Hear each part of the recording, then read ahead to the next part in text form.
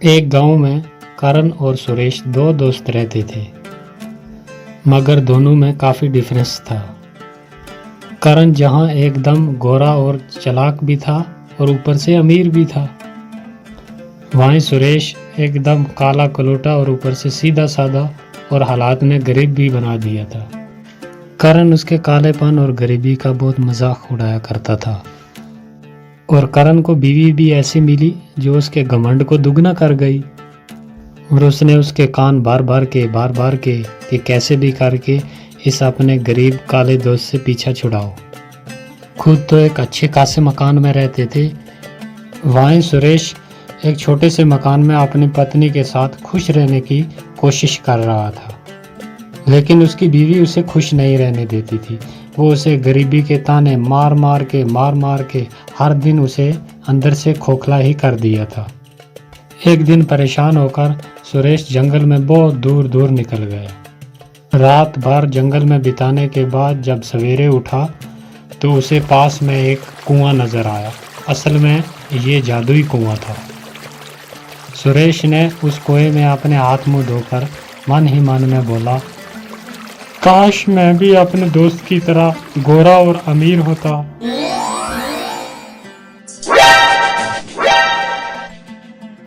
लगता है इन गांव वालों को पता चल गया कि मैं रात भर घर पर नहीं था, तभी ये ऐसे मुझे घूर घूर कर देख रहे। अरे आपके चेहरे को क्या हुआ?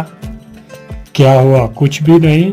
तुम्हारे ताने सुन सुनकर मेरे कान पक गए, इसीलिए मैं जंगल में चला गया था, तो रात भर सोया नहीं, इसीलिए थोड़ा ऐसा दिखता हूँ। और क्या हुआ? अरे नहीं, थोड़ा नहीं, बहुत कुछ हुआ है। तुम तो अपने दोस्त से भी ज्यादा गोरे हो गए हो। क्या? ये कैसे हो गया?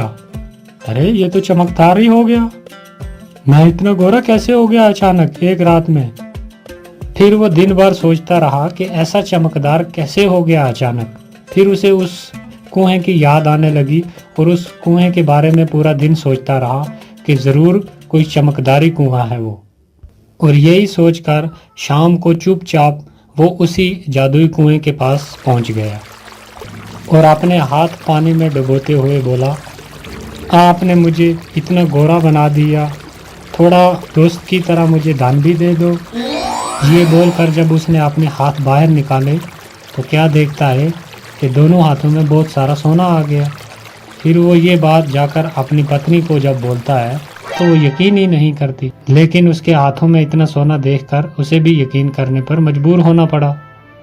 फिर भी वो सुरेश से कहती है, सुरेश, जो मेरी शादी पे कंगन दिए थे वो कंगन कहीं खो गए हैं, तो तुम उस जादुई नदी में जाकर कहो ना, हो सकता है वो कंगन मिल जाएं।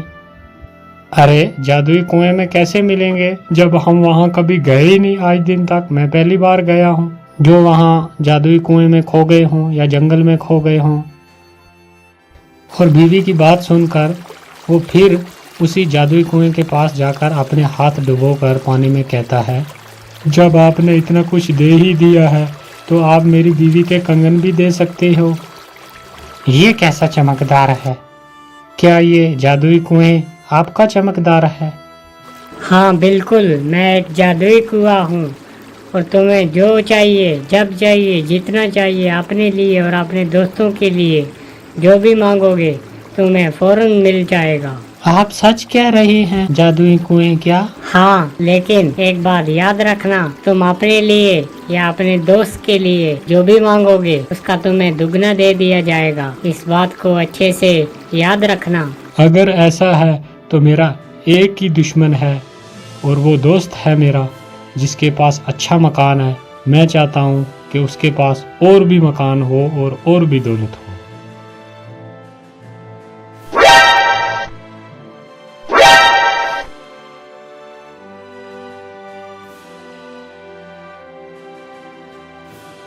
इतनी बड़ी उपलब्धि, इतना गोरा रंग और ये बड़ा मकान इसके पास आया कहाँ से?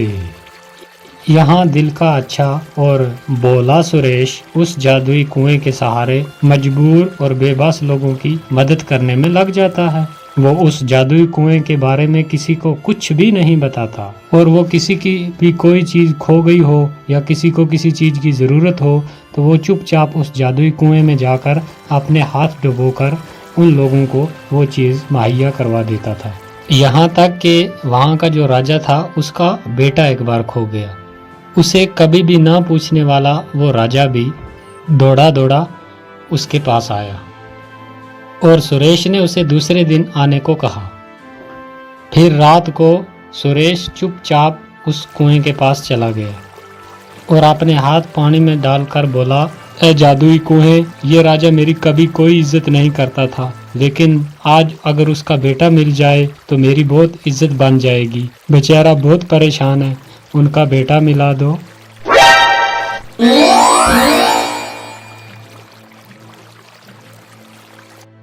राजा का बेटा मिलने के बाद तो फखर से सुरेश की छाती चौड़ी हो जाती है और उसके चर्चे पूरे गांव में फैल जाते हैं। अब हर कोई उसे मदद मांगने के लिए पहुंच जाता है और सुरेश की चौड़ी छाती देखकर करण और उसकी बीवी बुरी तरीके से जल भुन जाते हैं। फिर एक दिन एक गांव के किसान की एक बकरी खो गई और वो बकरी किसान के बेटे को बहुत ज़्यादा प्यारी थी, जिसके दुख में वो बहुत बीमार पड़ जाता है। फिर दूसरे दिन वो किसान आता है सुरेश के पास और बोलता है कि मेरी बकरी खो गई है, जिसकी वजह से मेरा बेटा बीमार पड़ गया है, आप मेरी मदद कर दीजिए, मेरी वो बकरी ढूंढ कर ला दीजिए जिसकी वजह से मेरा बेटा बच जाएगा। और सुरेश उसकी ये बात सुनकर उसे हौसला देता है कि आप फिक्र मत करें, कल सुबह आपकी बकरी आपके पास पहुंच जाएगी। उसकी ये बात उसका भाई करण गिद्ध की तरह नज़र जमाए हुए ये बात पूरी सुन लेता है और सुरेश जब बकरी ढूंढने के लिए जाता है तो उसके पीछे पीछे उसका वो दोस्त करण भी उसका पीछा करता करता वो भी पहुंच जाता है और उसे ये सब करते देख लेता और सुन भी लेता है और उसे सारी बात समझ में आ जाती है कि ये जादुई कुआं है। और अमरीश के वहां से जाते ही वो जल्दी जल्दी उस कुएं के पास पहुंचता है और उस कुएं में वो भी अपने हाथ डालकर कहता है, मेरी बीवी को सर से लेकर पाँव तक सोने से लाद दो, बहुत सारा सोना दो मुझे। धन्यवाद जादुई कुएं, अब मैं भी आपसे हर चीज मांग कर ले जाऊंगा। हाँ, मगर याद रहे, तुम अपने दुश्मन के लिए जो भी मांगोगे उसका तुम्हें दुगना मिलेगा। मैं भला अपने दोस्त या किसी दुश्मन के लिए क्यों मांगूंगा, मैं तो सारी जिंदगी अपने ही लिए मांगूंगा। हाँ। और घर पहुंचने पर जब उसकी बीवी उसके हाथ में इतने गहने देखती है वो तो खुशी से पागल ही हो जाती है। इस तरह से तो हम दुनिया के सबसे अमीर तरीन इंसान हो जाएंगे और हमारी बराबरी का कोई भी नहीं रहेगा। अरे क्यों नहीं, वो सुरेश है ना, वो तो हमारी बराबरी का है ना, उसे उस जादुई कुएं का पता है। तो कुछ ऐसा करो ना ताकि वो वहां तक जा ही ना सके। क्या करूं, तुम ही बताओ, आज तक तो आप ही की मान कर चलता रहा हूं, आज भी कोई सलाह दे दो। तुम ऐसा करो, उसे अपाहिज कर दो ताकि वो वहां तक जा ही ना पाए, फिर सारे कुएं के मालिक हम खुद ही हो जाएंगे। हाँ ठीक है, ऐसा ही करूंगा मैं। दूसरे दिन फिर खुशी खुशी करण जो है वो उस कुएं के पास पहुंच जाता है और अपने हाथ डालकर बोलता है, ए जादुई कुएं, मुझे बहुत सारे कपड़े साड़ियां दो मेरी बीवी के लिए। ए जादुई कुएं, मैं चाहता हूँ कि मैं ही आपके पास आऊं, इसलिए मेरे दोस्त सुरेश को अधमरा कर दो ताकि वो यहाँ तक पहुँच ही न सके। तुमने बहुत बड़ी गलती कर दी करण, मैंने पहले के दिन आपको बोला था कि तुम अपने दोस्त या दुश्मन के लिए जो भी मांगोगे उसका तुम्हें दुगना मिलेगा, और तुमने मांगा कि मेरे दोस्त को अधमरा कर दो, इसलिए तुम पूरे ही मारे जाओगे। अरे नहीं नहीं, गलती हो गई मुझसे, लालच में करण को कुएं की बात याद ही नहीं रही और उसने लालच में आकर अपनी जान से हाथ धोने पड़े। तो दोस्तों, इस कहानी से हमें ये सीख मिलती है कि अगर तुम्हें किसी चीज़ से कुछ मिलने लग जाए तो उसकी कही हुई बात और उसके रूल जो है वो कभी ना भूले, वरना अपनी जान से भी हाथ धोना पड़ सकता है। तो ये थी दोस्तों आज की कहानी। तो आपसे रिक्वेस्ट है कि चैनल को सब्सक्राइब कर दें और वीडियो को जाते टाइम लाइक कर दिया करें ताकि हम दूसरी वीडियो आपके लिए जल्द अपलोड कर सकें।